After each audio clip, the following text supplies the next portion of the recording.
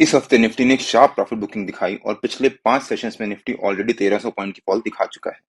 आपको क्या लगता है कि निफ्टी इस फॉल को कंटिन्यू करेगा या फिर अब निफ्टी में एक रिकवरी आएगी? आपके जो भी लेवल्स या व्यूज हो प्लीज कमेंट से बताइए। इस वीडियो में मैं अपने व्यू शेयर करूंगा कि मेरे हिसाब से निफ्टी के अगले हफ्ते के लेवल्स और मूवमेंट कैसी रह सकती है और उसके बाद देखेंगे कि निफ्टी के कल के लेवल्स और मूवमेंट कैसी रह सकती है। इस हफ्ते निफ्टी ने एक शार्प प्रॉफिट बुकिंग दिखाई है, तो अगला हफ्ता निफ्टी के लिए काफी इंपॉर्टेंट होने वाला है, सो वीडियो बिना स्किप करे अंत तक जरूर देखिएगा। Hello friends, welcome to trade to spend. Nifty के वीकली एनालिसिस के एक और वीडियो में आपका स्वागत है। होप आपने हमारा पिछले हफ्ते का वीडियो देखा होगा जिसमें हमने अपने इस हफ्ते के लेवल शेयर किए थे। हमने जैसा मेंशन किया था निफ्टी ने ऑलमोस्ट वैसा ही मूवमेंट दिया और एक शार्प प्रॉफिट बुकिंग दिखाई। इस हफ्ते मतलब 4 सेशंस में, बिकॉज 2 तारीख को छुट्टी थी, इस हफ्ते निफ्टी ने करीब 1100 पॉइंट की फॉल दिखाई है और पिछले 5 सेशंस में निफ्टी ऑलरेडी 1300 पॉइंट की फॉल दिखा चुका है। अगर हम निफ्टी का डेली चार्ट देखें एक बार, फ्राइडे को निफ्टी ने एक शार्प प्रॉफिट बुकिंग दिखाई थी, मतलब पिछले फ्राइडे को, और अपने ऑल टाइम हाई के पास से जाकर निफ्टी ने ऑल टाइम हाई बनाया था 26,277 के आसपास। और हमने अपने पिछले वीकली एनालिसिस के वीडियो में क्लियरली मेंशन किया था कि अगर निफ्टी मंडे को इस फॉल को कंटिन्यू करता है, जो कि निफ्टी ने मंडे को एक शार्प प्रॉफिट बुकिंग दिखाई, और ट्यूसडे को मंडे के लो के आसपास या फिर मंडे की क्लोजिंग के आसपास कहीं क्लोजिंग देता है, तो वो निफ्टी के लिए नेगेटिव हो सकता है और हो सकता है फिर Wednesday sorry Thursday onwards Nifty में एक शार्प प्रॉफिट बुकिंग आए। निफ्टी ने मंडे को एक शार्प प्रॉफिट बुकिंग दिखाई और ट्यूसडे को निफ्टी ने एक doji sort of candlestick pattern बनाया, मतलब एक अनसर्टेन कैंडलस्टिक पैटर्न बनाया कि मार्केट ऊपर जाएगी या नीचे जाएगी। और उसके बाद सेबी की जो नई गाइडलाइंस हैं जिसमें उसने एफ एंड ओ की ट्रेडिंग में 6 मॉडिफिकेशंस किए, और जो ईरान ने इसराइल के ऊपर अटैक किया, उसने एक बहाना दिया निफ्टी को एक फॉल दिखाने का या फिर प्रॉफिट बुकिंग दिखाने का, और फिर निफ्टी ने थर्सडे को एक शार्प प्रॉफिट बुकिंग दिखाई और फ्राइडे को भी निफ्टी ने एक स्ट्रॉन्ग प्रॉफिट बुकिंग दिखाने के बाद डेली बेसिस पे अपने 50 ईएमए के लेवल को ब्रेक डाउन दिया और उसके नीचे क्लोजिंग दी है, जो कि निफ्टी के लिए नेगेटिव होता है। लेकिन क्या एक कंफर्मेशन है कि अब निफ्टी में एक शार्प प्रॉफिट बुकिंग आएगी? ऐसा नहीं है। इसके बारे में हम लोग इस वीडियो में आगे डिस्कस करेंगे। 1, 2, 3, 4, 5 पिछले 5 सेशंस में निफ्टी ने 26,277 से लेकर करीब 25,000 तक करीब करीब 1300 पॉइंट की एक स्ट्रॉन्ग प्रॉफिट बुकिंग दिखाई है। अगर निफ्टी इस फॉल को कंटिन्यू करता है और उसके नीचे क्लोजिंग देता है, तो वो निफ्टी के लिए नेगेटिव भी हो सकता है। अगर हम निफ्टी का मंथली चार्ट देखें एक बार, निफ्टी ने इस महीने पहले हफ्ते में एक नेगेटिव कैंडलस्टिक पैटर्न बनाया है। अगर निफ्टी इस फॉल को कंटिन्यू करता है और जो पिछले हफ्ते का लो होगा उसके नीचे, जो पिछले महीने का लो है उसके नीचे क्लोजिंग देता है, तो वहां पर निफ्टी में नेगेटिव मोमेंटम रह सकता है, बिकॉज वहां पर निफ्टी वीक होगा। क्यों? क्योंकि पिछला महीना मतलब सितंबर में निफ्टी ने एक uncertain sort of candlestick pattern बनाया था, जहां पर बायर्स और सेलर्स आपस में कंफ्यूज थे कि मार्केट नीचे जाएगी या ऊपर जाएगी। अब बायर्स यहाँ पर हावी हुए और मार्केट को ऊपर लेके गए तेजी से। जब मार्केट ऊपर गई वहां पर सेलर्स आए और मार्केट को वापस नीचे लेके आए, और वो भी एक दिन में, मतलब फ्राइडे के फॉल में, पिछले फ्राइडे के फॉल में निफ्टी ने एक शार्प प्रॉफिट बुकिंग दिखाई थी। अब बायर्स और सेलर्स आपस में कंफ्यूज्ड है। अगर निफ्टी ने इस हफ्ते एक और फॉल दिखाया और जो पिछले महीने का लो है, सितंबर का लो है, उसके नीचे जाकर कहीं क्लोजिंग थी, तो वो निफ्टी के लिए शार्प नेगेटिव हो सकता है और हो सकता है फिर निफ्टी में एक और फॉल आए। लेकिन अगर निफ्टी ने यहाँ पर एक साइडवेज मूवमेंट दिखाया या फिर एक छोटी सी रिकवरी दिखाई और अगले 2 हफ्ते निफ्टी वहीं पर सस्टेन कर गया, तो इस महीने की कैंडल निफ्टी एक छोटी सी रेड कैंडल बनाएगा। तो वो हो सकता है एक इनसाइड कैंडलस्टिक पैटर्न बने। इनसाइड कैंडलस्टिक पैटर्न क्या होता है कि पिछली कैंडल जो थी वो एक ग्रीन कैंडल थी या फिर एक रेड कैंडल थी, और अगली कैंडल जो बनी वो पिछली कैंडल के पूरा अंदर, और या तो एक ग्रीन कैंडल या फिर ऑपोजिट कैंडल बनी, या अगर ये ग्रीन है तो ये रेड है तो ये ग्रीन। तो वो इनसाइड कैंडलस्टिक पैटर्न होता है, मतलब पिछली कैंडल जो थी उसका हाई इस बार की कैंडल के हाई से ज्यादा है और उसका लो इस बार की कैंडल के लो से कम है, और ये इंडिकेट करता है ट्रेंड को रिवर्स करने का या फिर चेंज करने का। प्लस अगर आप ध्यान से देखो तो ये जो रैली चल रही थी उसके एकदम टॉप पे जाकर बनेगा। अब हम उसको एंटिसिपेट नहीं कर सकते, बट हम उसका वेट कर सकते हैं। जब वो कैंडलस्टिक पैटर्न बन जाएगा तब उसके बारे में हम लोग डिटेल में डिस्कस करेंगे। हमने अपने पिछले वीकली एनालिसिस के वीडियो में डिटेल में डिस्कस भी किया था कि निफ्टी ने पिछले 5 11 12 महीने से एक पॉजिटिव मोमेंटम में ही ट्रेड किया है और अभी तक बीच में पॉज नहीं लिया। जैसे यहाँ पर भी निफ्टी ने जब एक पॉज लिया और उसके बाद उस पॉज का ब्रेकआउट दिया, तब निफ्टी ने करीब 5,000 पॉइंट्स की बहुत अच्छी रिकवरी दिखाई। यहाँ पर भी निफ्टी ने एक प्रॉफिट बुकिंग दिखाई और उसके बाद एक बहुत अच्छी रिकवरी दिखाई। यहाँ पर भी निफ्टी ने एक पॉज लिया 3 4 महीने और उसके बाद एक बहुत अच्छी रिकवरी दिखाई। तो निफ्टी ने अभी पिछले 12 महीनों में एक भी पॉज नहीं लिया है। अगर निफ्टी ने इस महीने एक पॉज लिया और अगले महीने भी निफ्टी साइडवेज मूवमेंट रहा, तो हो सकता है निफ्टी में फिर आगे एक बहुत अच्छी रैली रहे। तो आप इन्वेस्टेड रहिएगा, वहां से एग्जिट मत हो जाइएगा। अब अगर निफ्टी के वीकली चार्ट पे आ जाते हैं और देखते हैं कि निफ्टी के अगले हफ्ते के लेवल्स और मूवमेंट कैसी रह सकती है।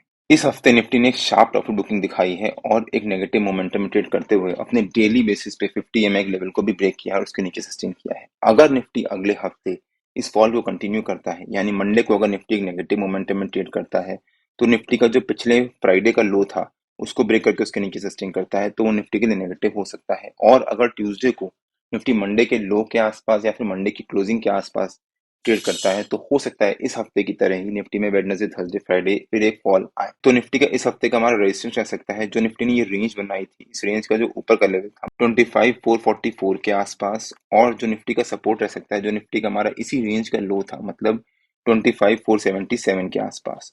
हो सकता है अगले हफ्ते निफ्टी इसी रेंज के बीच में ट्रेड करे।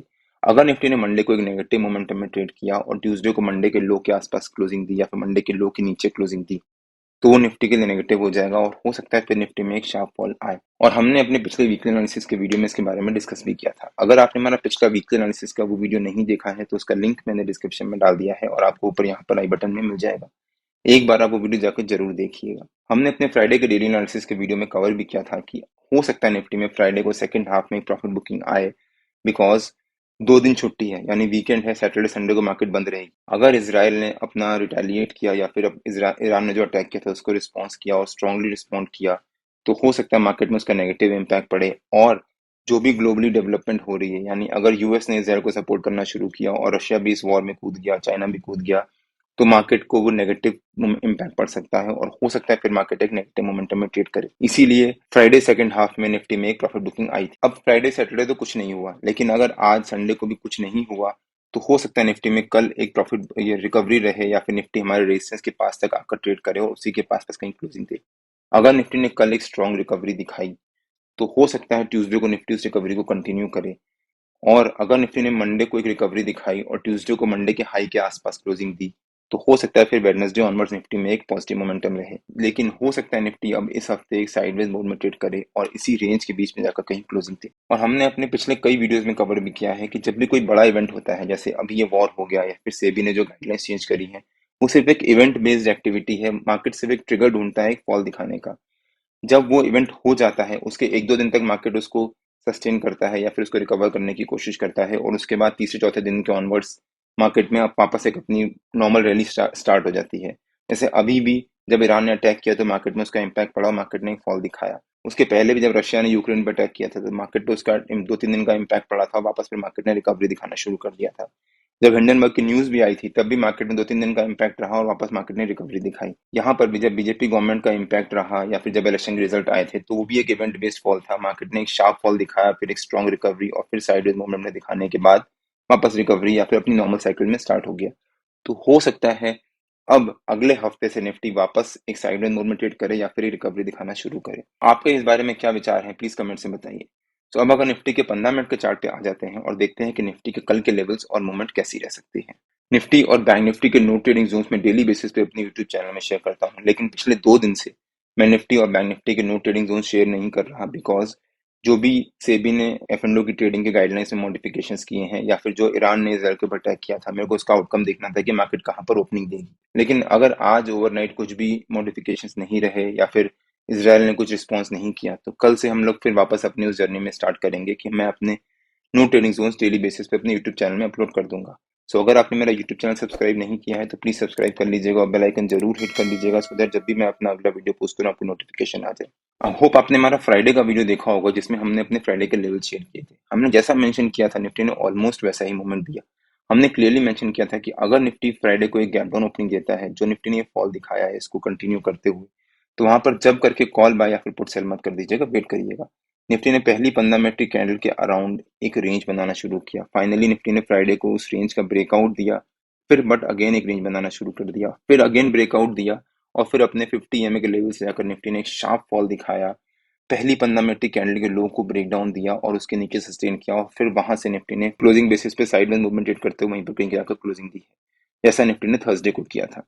और हमने अपने फ्राइडे के डेली एनालिसिस के वीडियो में इसके बारे में मेंशन भी किया था कि अगर निफ्टी एक गैप डाउन ओपनिंग देता है, हो सकता है निफ्टी वहां से रिकवरी ले, फिर वापस एक यू टर्न मारेगा। उसके बाद जब निफ्टी अपने पहली 15 मिनट की कैंडल के लो को ब्रेक डाउन देगा, तब निफ्टी में एक शार्प फॉल आएगा। और उसी बेसिस पे मैंने 25,050 का पुट बाय किया था और वहां पर हमारे को बहुत अच्छा प्रॉफिट भी हुआ। आप यहाँ पे चेक कर सकते हैं। अगर आपने हमारा फ्राइडे का डेली एनालिसिस का वो वीडियो नहीं देखा है तो उसका लिंक मैंने डिस्क्रिप्शन में डाल दिया है और आपको ऊपर यहाँ पर आई बटन में मिल जाएगा। एक बार आप वो वीडियो जाकर जरूर देखिएगा, उससे आपको भी आइडिया होगा कि निफ्टी के लेवल्स या फिर मूवमेंट कैसे निकाल सकते हैं, सो दैट आप खुद अपने लेवल्स और मूवमेंट निकाल सकें। अब देखते हैं कि निफ्टी के कल के लेवल्स और मूवमेंट कैसी रह सकती है। मैं आज भी कोई लेवल शेयर नहीं कर रहा बिकॉज मैं डेवलपमेंट देखना चाहता हूँ कि कल मार्केट कैसे रिएक्ट करती है। जिस जिस तरीके से मार्केट रिएक्ट करेगी उस बेसिस पे हम वहां पर ट्रेड करेंगे।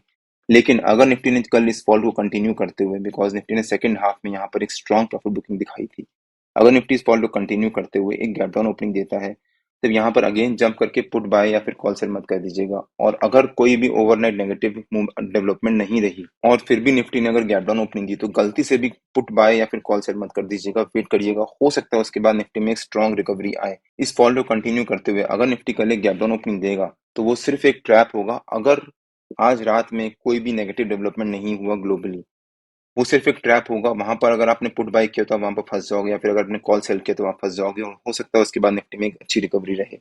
लेकिन अगर निफ्टी ने गैप डाउन ओपनिंग दी और वहां पर आधा पौन घंटा सस्टेन कर गया, हमारा जो फ्राइडे का लो था उसके नीचे, मतलब 24,966 के नीचे सस्टेन कर गया, तब हो सकता है निफ्टी में एक शार्प फॉल आए। लेकिन जो निफ्टी ने फ्राइडे को ये रेंज बनाई थी, अगर निफ्टी इसी रेंज के बीच में एक फ्लैट ओपनिंग देता है, फ्लैट ओपनिंग देने के बाद अगर निफ्टी यहाँ सस्टेन करता है, उसके बाद निफ्टी में जो भी मूवमेंट आएगी उसके बेसिस पे हम बाइंग या सेलिंग करेंगे। अगर निफ्टी ने फ्लैट ओपनिंग दी और निफ्टी वहां पर 12 साढ़े 12 बजे तक सस्टेन कर गया तो हो सकता है निफ्टी फिर दिन भर ऊपर नीचे करते हुए एक छोटी सी रेंज के बीच में एक साइडवेज क्लोजिंग ही दे दे। लेकिन अगर निफ्टी ने इस फॉल को इग्नोर करते हुए एक गैप अप ओपनिंग दी तो निफ्टी अपने 50 ईएमए के लेवल के पास कहीं ट्रेड कर रहा होगा। अगर निफ्टी अपने 50 ईएमए के लेवल को ब्रेक करके उसके ऊपर सस्टेन करता है आधा घंटा, तब हम वहां पर जाकर कॉल बाय करेंगे विद दिस 50 ईएमए का level as a stop loss. हो सकता है उसके बाद निफ्टी में एक रिकवरी आए। अगर आज यानी संडे को ओवरनाइट कोई नेगेटिव डेवलपमेंट नहीं हुई तो हो सकता है कल से निफ्टी में एक रिकवरी आना शुरू हो, या फिर निफ्टी कल एक साइडवेज मूवमेंट ट्रेड करे और ट्यूसडे ऑनवर्ड्स निफ्टी में रिकवरी आना शुरू हो। अगर आपके कुछ क्वेरीज है तो प्लीज कमेंट से बताइए। निफ्टी और बैंक निफ्टी के जो भी लेवल्स होते हैं और रेगुलर बेसिस पे मैं अपने फ्री टेलीग्राम चैनल में पोस्ट करता रहता हूँ। अगर आपने मेरा फ्री टेलीग्राम चैनल ज्वाइन नहीं किया है तो उसका लिंक मैंने डिस्क्रिप्शन में डाल दिया है और आप मेरे को टेलीग्राम में ट्रेड टू स्पेंड नाम से जिसमें ज्वाइन कर सकते हैं।